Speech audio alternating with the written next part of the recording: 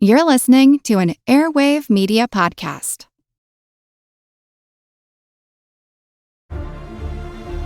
This is what everyone's talking about. Everything's on the table. This is what champions come to take. This is what everyone came to see. And the slam! No do-overs. No second chances. No more Mr. Nice Guy. This is winner take all. And it's all happening now on the home of the NBA Finals. Don't miss it, June 3rd on ABC and the ESPN app.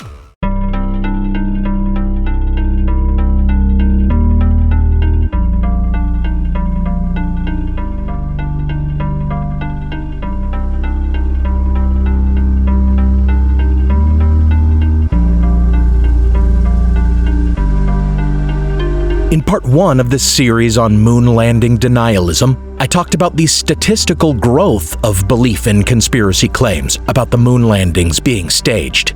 I pointed out a late 90s survey that indicated 6% of respondents did not believe Americans went to the moon, and more recent data indicating that number has since grown to 12%. However, there have been other studies that give a more nuanced understanding of the growth of this belief. A 2019 survey showed about 10% believed the landings weren't real, compared to the 2021 survey showing 12%. Does this mean belief in the conspiracy claim grew 2% in 2 years? No. It means there's a margin of error, but the two polls both confirm the growth of this belief. What's truly interesting is the data segmentation provided by that 2021 poll, which I think I mistakenly said was Gallup in part one, like the 1999 data that gave us the 6% figure. It was actually designed by researchers at the University of New Hampshire and supported by the National Science Foundation. That survey breaks down beliefs in this and other conspiracy theories by generation as well. So we find that, perhaps unsurprisingly, boomers are among the least likely to believe this conspiracy claim, while Gen X was hovering around 10%. The truly shocking result, however, was that millennials and Gen Z returned percentages even higher. This has been suspected for some time, that the generations most chronically online might also be most impacted by the spread of this misinformation. Perhaps this is not initially intuitive, since we tend to think of older generations, like boomers, falling for false information the most, and some data published in Current Directions in Psychological Science does suggest that boomers are most likely to share misinformation. But the same data also shows millennials, Gen Z, and Gen Alpha being more susceptible to believing false information simply because of their higher screen times. And in the case of the latter two generations, youthful naivete. A survey from YouGov in 2018 suggested a full third of millennials believed the moon landing was fake. Although there were issues with the clarity of questions in that survey, the more recent 2021 survey has millennial doubt in the moon landings at an astonishing 24%. Recently, moon landing denialism was amplified by one self-described millennial celebrity with a broad social media reach, Kim Kardashian, who's really more of a cusper like myself, a late-stage Gen Xer who identifies more as a millennial and thus a zennial. But certainly her platform reaches many millennials and younger generations. On her reality television series, Kardashian confided in her recent co-star, actor Sarah Paulson, that she didn't think the moon landing actually happened, and tried to prove it by pulling up some nonsense on her phone. Her quote-unquote evidence, likely directed at her by social media algorithms, was a clip of a talk Buzz Aldrin gave at Oxford in 2015. He's asked what the scariest moment of his journey was. What was the scariest moment of the journey? And he responds, Scariest. It didn't happen. This, of course, is seized on by moon landing deniers to suggest that Aldrin, 85 years old at the time, had gone off script and blatantly admitted the moon landing did not occur. This is how ridiculous the quote-unquote evidence of moon landing deniers often is. They take a momentary remark completely out of context and say, "See, he said it." If you watch the entire talk, it's quite apparent that Aldrin, famous for having punched a moon landing denier in the face, is only saying that no scary moment happened. It didn't happen. It could have been scary. He then launches into a long story about a minor technical glitch that might have been scary but ended up being nothing, as he fixed it easily. But regardless of how dumb this quote-unquote evidence is, NASA took the matter seriously because it is a major celebrity spreading moon landing denialism on her television program. They addressed the matter by calling out Kim Kardashian on social media, pointing out we did go to the moon 6 times and would soon be doing it again in the Artemis program. They even invited Kardashian to attend the Artemis II launch at the Kennedy Space Center, though it doesn't seem she took them up on it. In fact, it doesn't seem like Kardashian was much swayed by their rebuttal, judging by the fact that instead of really addressing it when NASA confronted her, she instead took the opportunity to ask the NASA administrator about a certain comet, 3I Atlas, that conspiracists suspect is an alien mothership. It seems she believes a number of fringe claims, as in her show she can be heard telling Paulson, quote, "I'm sending you 1,000,000 articles," end quote. It's apparent she's pretty deep into the rabbit hole on this one. As I mentioned before, I'm sometimes told by listeners that I shouldn't dignify fringe claims with a platform by devoting time to debunking them.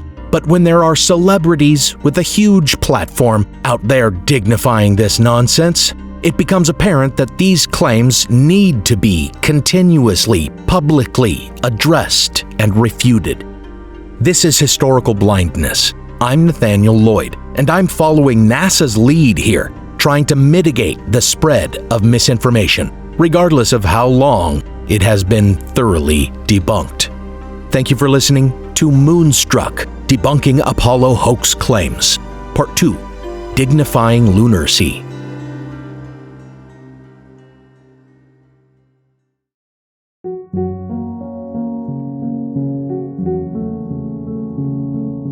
Before we begin, I want to thank the newest patron on Patreon.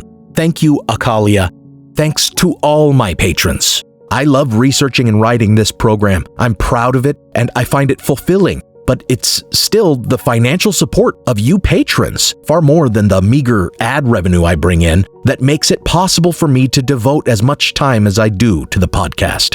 Patrons of the show get access to an exclusive RSS feed with ad-free versions of the show, early release of episodes, teasers, and exclusive minisodes between every main release, making this a weekly podcast for patrons. If you hear minisodes and think they're little blurbs or insubstantial sound bites, think again. They're fully researched and produced episodes, anywhere from 10 to 15 minutes long, and they tie in with the main episode topics. And they even sometimes fill in the gaps and tell the rest of the story that my main episode didn't have time to tell. For example, after my series on the myths of Nazi super technology, I released a minisode about the claim that a former Nazi scientist helped develop a time-viewing device, the chronovisor, for the Catholic Church. And after part 1 of this series, I released a minisode about the moon rocks brought back by the Apollo missions, many of which have disappeared. Now, let's continue the episode.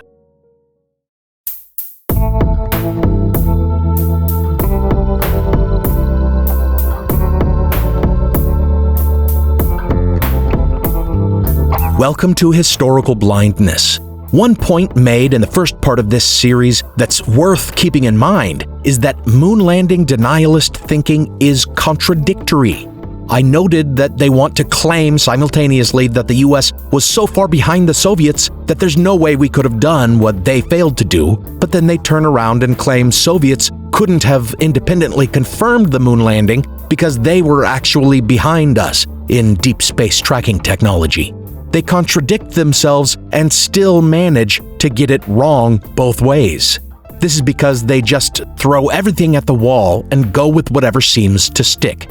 It's a fundamentally contrarian rhetoric, So for example, they'll say, if we really went to the moon, why haven't we gone back in 50 years? And they'll wave away valid explanations about funding shortfalls and lack of interest after our victory in the space race, especially after the end of the Cold War.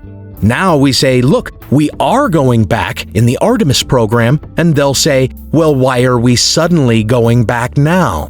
They move the goalposts and view everything with suspicion. Interestingly, the motivations for moon missions have always been a major element of these conspiracy theories.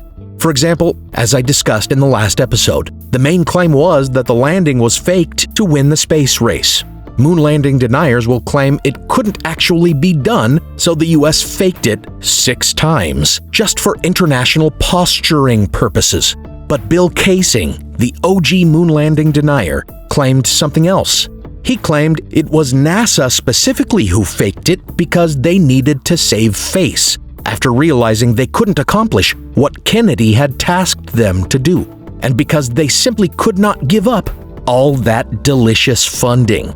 This, of course, makes little sense, as they would have spent all that funding just to pull off the hoax, and in pulling it off would actually give them reason to yank their funding. And here again we see the contradictory quality of their claims. NASA was too cautious to risk the public humiliation of broadcasting a genuine journey to the moon, and faked it all to avoid the humiliation of admitting they couldn't do it, but in so doing, perpetrated the most brazen large-scale hoax of all time, which would have resulted in even greater public humiliation if exposed. Then there's the further claim that the Apollo program was faked in order to distract from the debacle of Vietnam. And we see this sort of claim resurrected today with Artemis.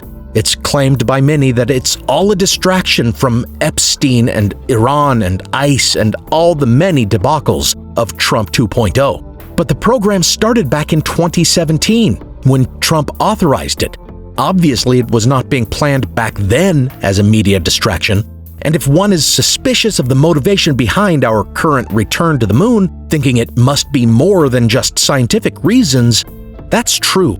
And maybe a more cynical view of our return to the moon would help make it seem more plausible.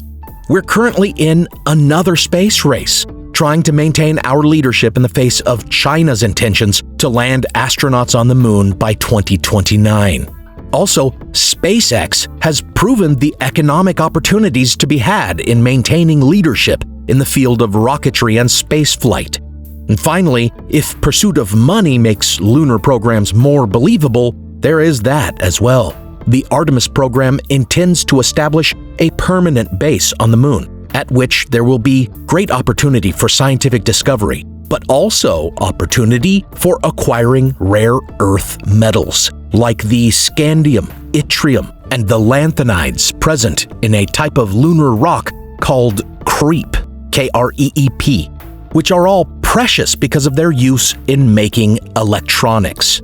In addition, there's helium-3, a rare isotope worth $3 million a pound that is thought to be useful in nuclear fusion reactors as well as AI.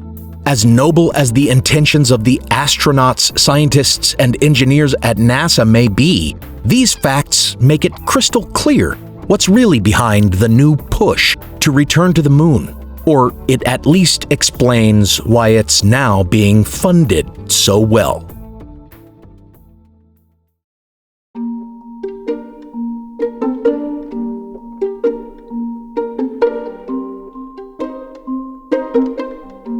The fact that moon landing denialism tends to repeat itself and be recycled ad nauseum is demonstrated by the fact that so many of these claims are taken from Bill Kaysing's original self-published manifesto, We Never Went to the Moon. As we know, the bulk of conspiracist quote-unquote evidence consists of picking apart and casting doubt on the actual photographic and video evidence of the missions, which is something Kaysing did from the start. Kaysing reprinted an image of an Apollo astronaut with the sun behind him, his shadow cast in front of him, and asked how there could be a visible reflection on the faceplate. This was the first of many conspiracist gripes about shadows and sources of light. even though it's quite apparent that the astronaut's faceplate would not be, quote, deep in shadow, end quote, as Casing claims, since the sun behind him is clearly illuminating everything in front of him as well. One can see the astronaut's shadow in the faceplate reflection, as well as all the rest of the landscape being lit by the sun before him. Since Casing's time, conspiracists have taken this complaint and run with it, nitpicking every shadow they can find in images and saying they're inconsistent or unnatural and indicative of film set lighting. However, these claims have long been answered by the fact that there are multiple sources of light on the moon. Not only direct sunlight, but sunlight reflected from the Earth and from the lunar surface, often absorbed or diffracted by lunar dust, causing the very otherworldly shadows that conspiracists see as evidence of a hoax. This is a claim that the popular reality program Mythbusters tackled and debunked in 2008, demonstrating specifically that topography alone can cause shadows to be cast differently, despite there being only one light source. We've demonstrated here two shadows which are parallel from a single light source, which we've made look far off parallel using only the topography that they're sitting on. And I guess that means it's busted. Totally busted. You can achieve shadows that do not look parallel from a single light source. Another common piece of quote-unquote evidence that can be traced back to Casing is the point that photos show no stars in the lunar sky. This is taken as evidence that the photos were faked on a soundstage and that no stars were artificially added because astronomers would be able to use them to disprove the photos. In fact, astronauts have confirmed that they did not see stars during the lunar daytime, just as we see no stars in the daytime.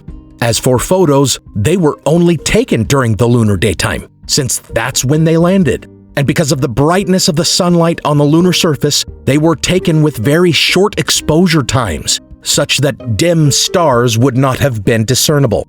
However, if this is the hill conspiracists want to die on, an ultraviolet camera was taken to the moon on Apollo 16, was operated in the shadow cast by the lunar module, and was able to capture images of stars and the Earth from the lunar surface.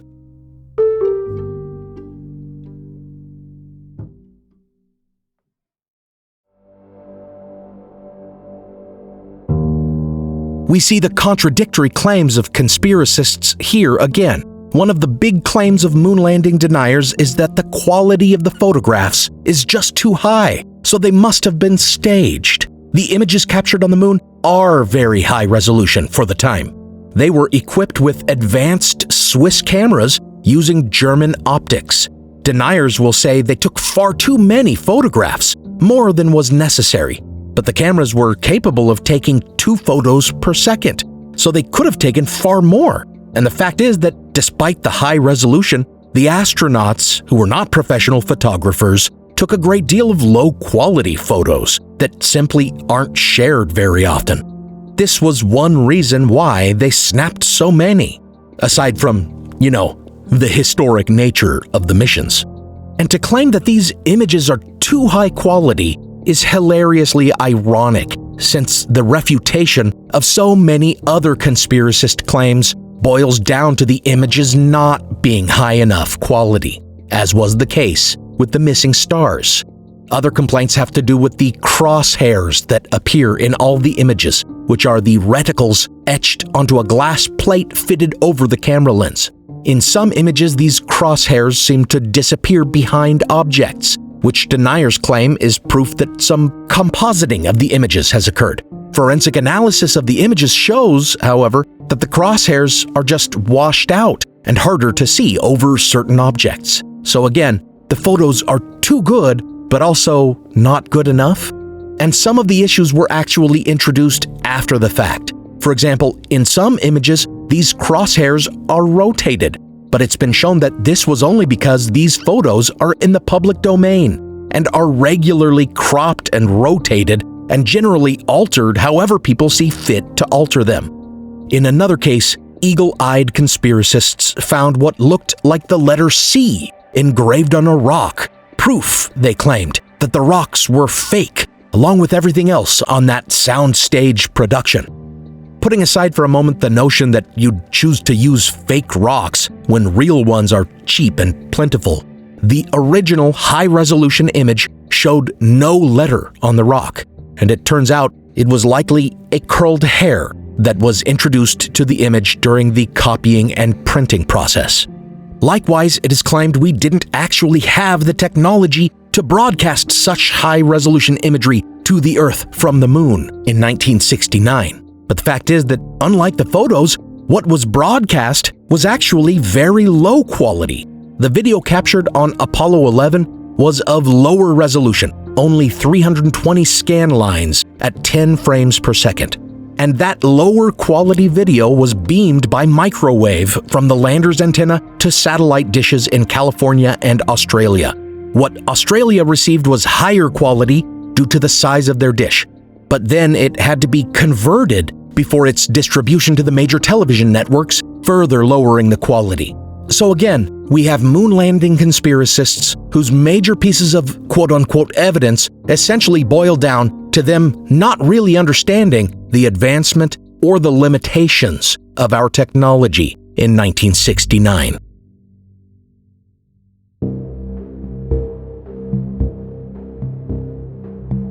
Another aspect of the mission that the deniers fail to grasp and therefore twist into evidence of fakery is the equipment brought to the moon. One good example is the claim, mentioned in my previous series on ideas about German technology, that Apollo must have used some kind of anti-gravity technology because no flames were visible upon liftoff from the moon. A ridiculous claim based on a simple lack of understanding of the lunar ascent stage's gaseous propellant, which created propulsion through chemical reaction. Other examples of ignorance about Apollo equipment leading to conspiracist claims have to do with the location of cameras. I've already mentioned the handheld Swiss cameras that they argue were used far too frequently. When you consider that more than one astronaut was equipped with such a camera and taking pictures, it means they weren't snapping photos every 50 seconds, as deniers claim. Then there were the cameras affixed to the lunar module and to the lunar roving vehicle. The existence of these cameras has caused deniers much confusion. Who actually filmed Neil Armstrong taking those first steps on the moon? Deniers will ask and think they're really doing something. Of course, any modern-day influencer could easily answer it, that you just hop out, set up the camera, and then pretend it's capturing authentic and unrehearsed footage. But Apollo astronauts weren't doing it for the gram. What we saw was real footage of that giant leap for mankind, captured from a camera affixed to the equipment bay on the exterior of the lunar module. To an extent, there was some influencer-style preparation to film in that Armstrong had to deploy and power on the camera while still on the ladder before he took that famous small step. But certainly this was no evidence of fakery on a soundstage. Likewise, some have asked how the lunar ascent of Apollo 17 was filmed. What, they say, did they leave an astronaut behind to film it? As if they've never heard of remote control. The ascent was filmed by a camera on the roving vehicle, which was operated remotely by a flight controller in Houston, who was, it should be mentioned, dealing with a significant lag and had to start panning upward 3 full seconds before liftoff in order to time it right to capture the ascent. The fact is that they tried to film the ascents of both Apollo 15 and 16, but failed because the camera never moved or the roving vehicle was parked too close. Then there's perhaps the most talked about piece of equipment taken to the moon, the American flag planted at Tranquility Base in 1969, as well as those planted by every ensuing moon mission. More accurately, these are called the lunar flag assemblies, as they included not only a nylon flag but also a kit of telescoping tubes, like tent poles, which acted as an internal structure to keep the flags not only upright but extended and not hanging limply in the airless atmosphere of the moon. This is perhaps the most famous moon landing denier claim. that the waving or rippling of the flag is proof of a wind that would not blow on the moon. Even when it has been proven that the flag only extended because of its horizontal crossbar, deniers continue to claim that the movements of the fabric still indicate some atmosphere, when in fact these movements, which actually only result from the astronauts moving the pole and hammering it into the ground, really prove the lack of atmosphere, since all its movement ceases shortly after the astronauts stop touching it.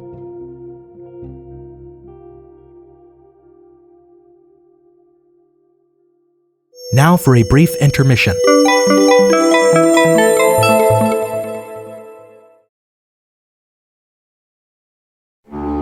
Now, back to the show.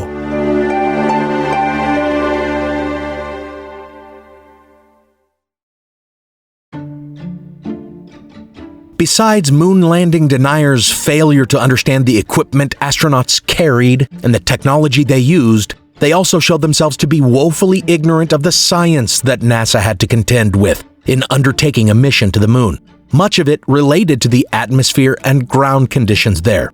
Here again, Bill Kaysing started it all, displaying a photo of an Apollo astronaut on the moon. Kaysing unironically places a caption beneath it, stating, quote, "Exposure to the sun on the moon produces the temperature of molten lead plus. In the shadow, temperatures go to virtually absolute zero. No indication of this extreme contrast is shown in this picture," end quote.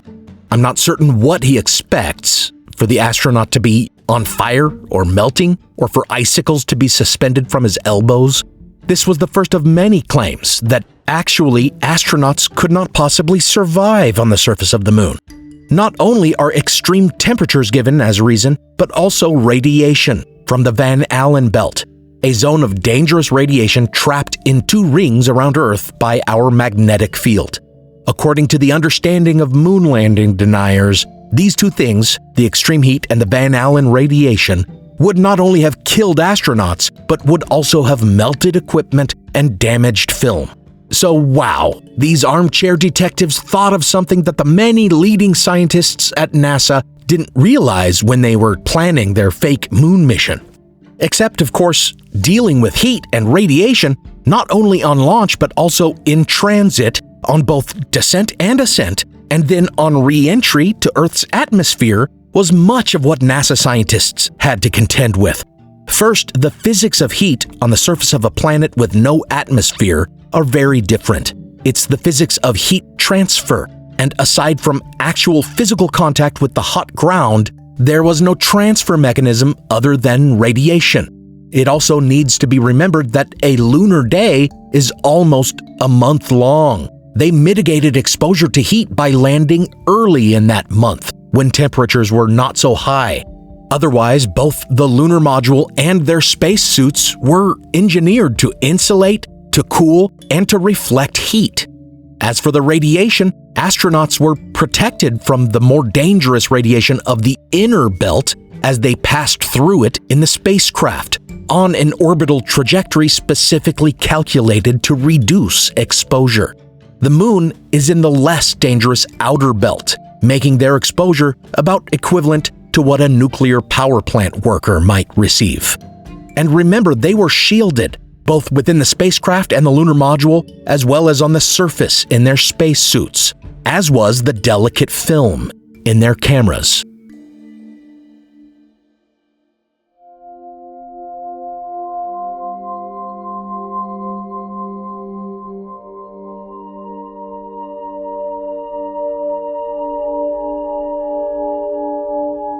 Much has also been made of the nature of moon dust by conspiracy theorists. The first, again, was Bill Kaysing, who looked at images of an astronaut's gold-plated visor and remarked, quote, "No dust on face shield or in the environment, although there would have been if they had truly landed on the moon," end quote.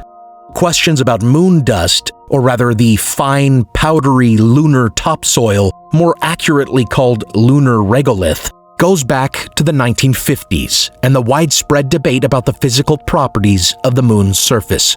The term, quote-unquote moon dust, was coined by astrophysicist Thomas Gold, who theorized that due to, quote, the ceaseless bombardment of its surface by solar system debris, end quote, the moon's surface would be covered with dust so deep that astronauts may sink into it.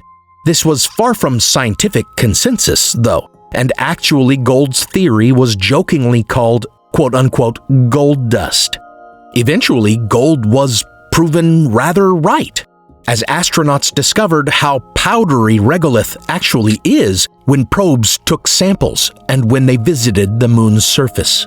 Gould actually amended his calculations based on his observations of lunar terrain to predict astronauts would only sink about 3 centimeters, which ended up being accurate. And after the landing, he noted astronauts' reports that in some areas they sank as much as 5 or 6 inches to suggest that his original prediction had not been entirely inaccurate.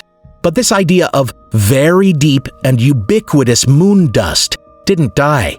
In fact, it was taken up by young Earth creationists. Taking Gould's idea and twisting it to their own ends, creationists argue that if cosmic dust had been accumulating on the moon for billions of years, it would be hundreds, maybe thousands of feet deep, and the lunar module would have sunk beneath its surface as into quicksand upon landing. This was claimed in the foundational book Scientific Creationism by Henry Morris as early as 1974, and was thereafter repeated in The Creation Explanation by Seagraves and Kofal in 1975, Our Created Moon by Whitcomb and DeYoung in 1978, and Age of the Cosmos by Harold Slusher in 1980. But Gould never claimed an ocean of dust thousands of feet deep. At most, he envisioned a bit of a dusty trudge for astronauts. Creationists, it turns out, took their calculations from a 1960 Scientific American article that measured the accumulation of meteoritic dust on Mauna Loa in Hawaii and estimated several million pounds of cosmic dust settled on the Earth every year. Well, by the time of the Apollo 11 launch, other calculations had already brought this one into serious doubt. And when astronauts sank into the surface only deep enough to leave clear boot impressions, it was quite apparent that these calculations were wrong.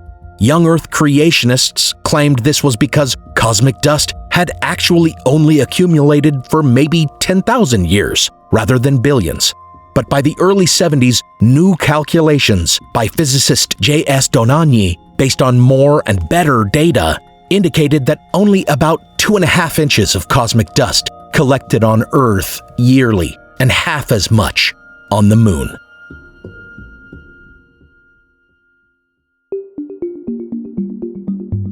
The poor understanding of moon geology and lunar regolith did not end there either. As Bill Casing's comment about the lack of dust on the visor indicates, moon landing deniers expected this dust to go everywhere, which would seem to clearly indicate their lack of understanding of the atmospheric conditions on the moon.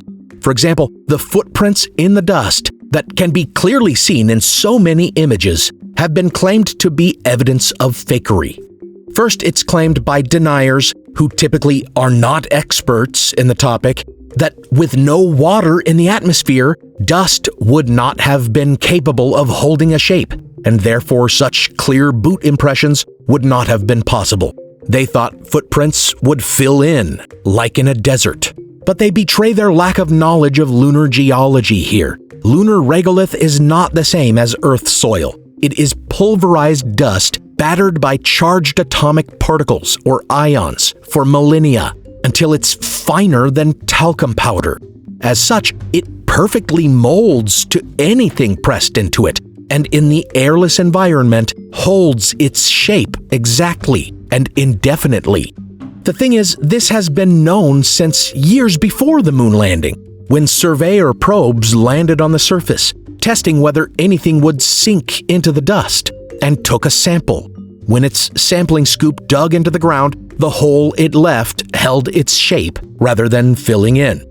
Deniers also point to the lander itself, suggesting that the descent propulsion system should have left a crater in the surface, or at the very least would have dispersed all the dust in the area, such that there would have been none to make the footprints seen in the photos. Another contradiction if there's supposed to be an ocean of dust. But they're not taking into account the low gravity of the moon and the measures taken to ensure a quote-unquote soft landing so the module would not be damaged. First of all, rocket plumes dissipate very quickly in a vacuum. And second, once the module approached its final descent, it had decelerated almost entirely and was exploiting the moon's low gravity to take it the rest of the way down, throttling down its engines to a thrust of only 1.5 psi. And still, dust did fly, and astronauts remarked on how it reduced visibility. Also, the landers didn't come straight down. They moved horizontally as well, and photos do indicate its effect on the surface along its path to the landing site.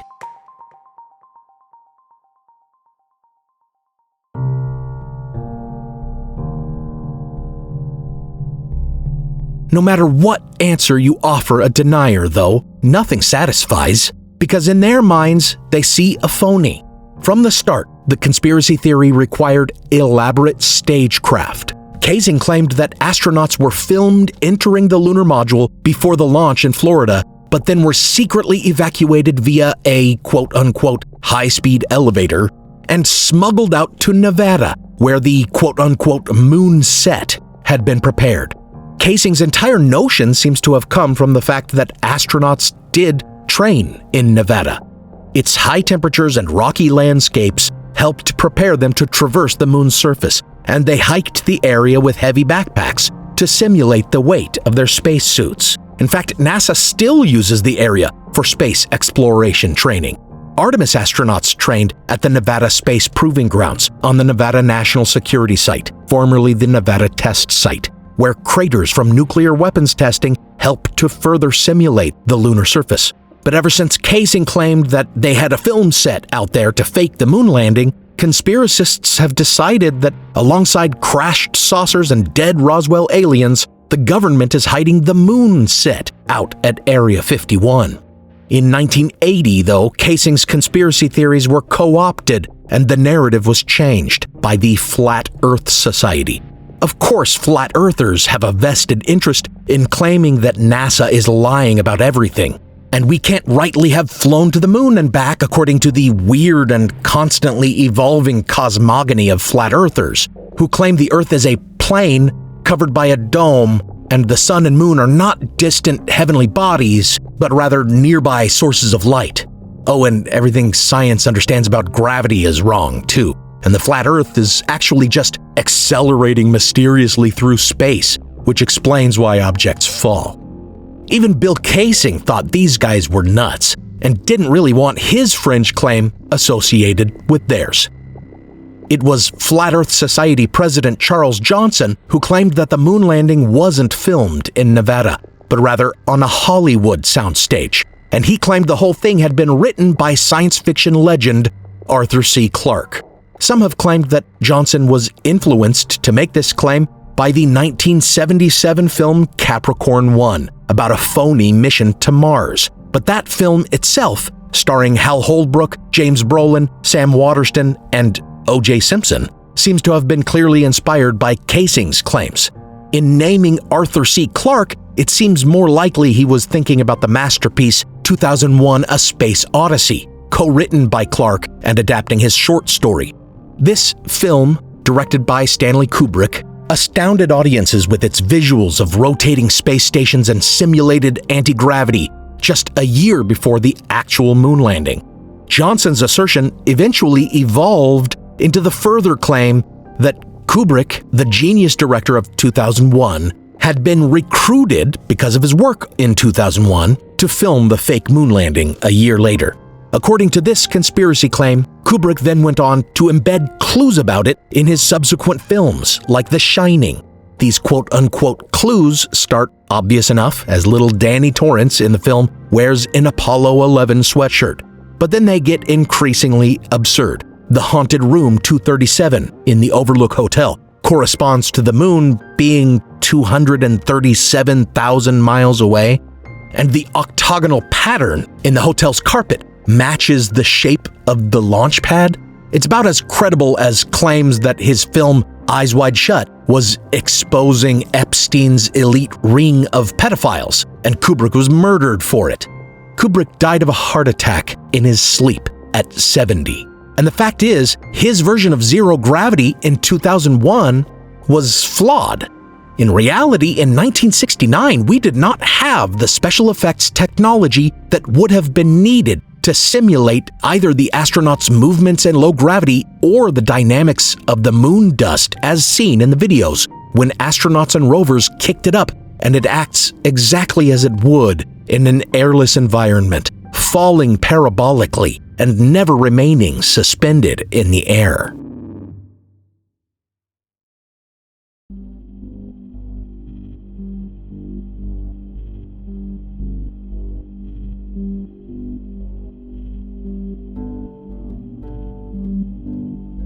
Perhaps stupid denial and false claims are always to be expected. We get them today even when nothing happens. I'm thinking specifically of the so-called Mandela effect. Anytime people are just wrong about something or misremember it, like how a product name is spelled or what a popular line from a famous film actually says, they jump to a massive conspiracy claim instead of acknowledging maybe they're just wrong. And there's plenty of that with moon landing denialism. According to one source, a woman in Australia claimed she saw a Coke bottle in the live broadcast. And though this supposed statement has never been corroborated, even if she is a real person and really thought she saw that, the answer is simple. No, she didn't.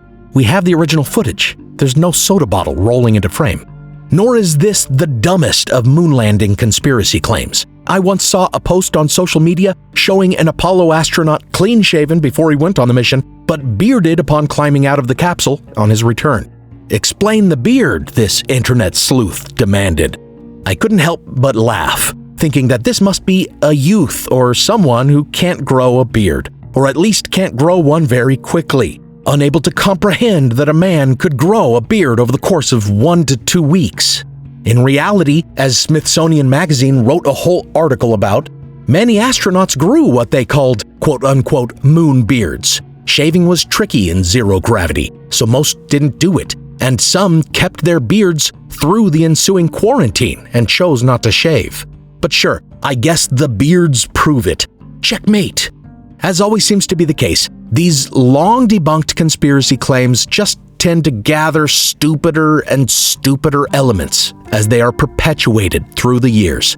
So it's perhaps unsurprising that a major purveyor of misinformation to the stupid, Fox News, would choose to amplify moon landing denialism. In the year 2001, coincidence? Yeah, maybe. Fox produced a slick special a la the History Channel and Ancient Aliens called Conspiracy Theory, Did We Land on the Moon? Featuring none other than 79-year-old Bill Casing repeating all his old poison. Tonight, liftoff. We have a liftoff. we investigate the most extraordinary event of the 20th century. It's one small step for man. Man landing on the moon. One giant leap for mankind. But believe it or not, some people say it never happened. This whole thing was a fake. Decide for yourself as we explore the evidence. The Eagle has landed.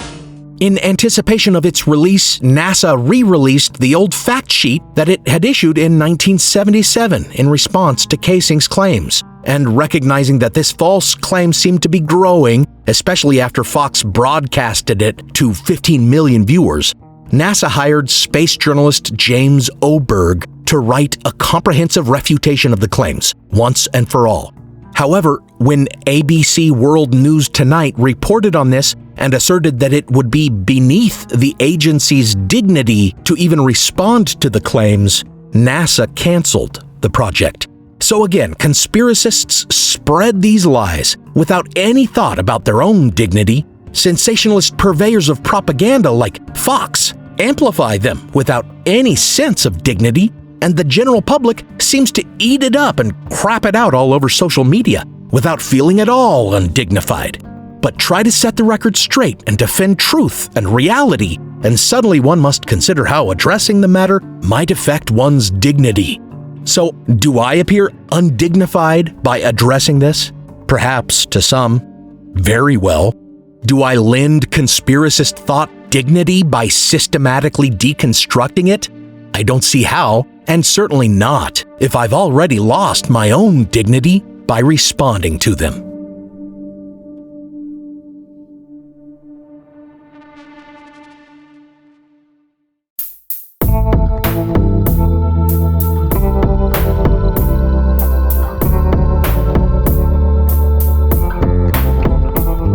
Thanks for listening to Historical Blindness.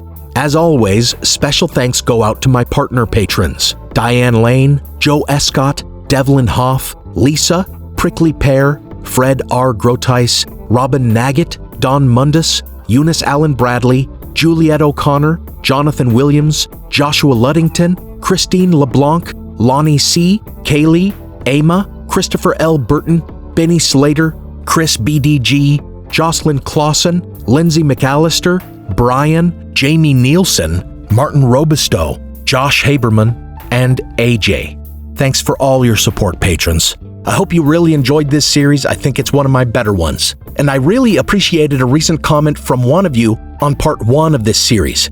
Please leave me a note on the episode comments if you're so inclined. If I don't respond with more than a like, it's just due to a shortage of time to respond. I always appreciate hearing from you. This podcast is part of the Airwave Media Podcast Network. Visit airwavemedia.com to listen and subscribe to their other fine shows, like The Constant and Who Did What Now.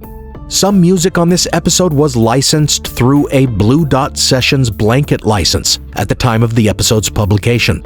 Additional music is by Kai Engel and by Kevin MacLeod, licensed under a Creative Commons Attribution license. Check out the show notes for a list of the tracks used.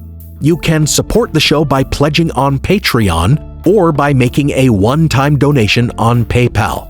Find those links in the show notes or find me on Venmo at Historical Blindness. Until next time, remember, it takes all types to perpetuate conspiracy myths. The initiators, often writers who, through genuine belief or cynical greed, invent these fictions, the sensationalist media professionals who love to amplify them because they get views and clicks, and the consumers who enjoy and share them for a variety of psychological reasons, some as innocent as fascination. I think it's this last group that can sometimes be reached and swayed, convinced that maybe they shouldn't believe or repost such claims.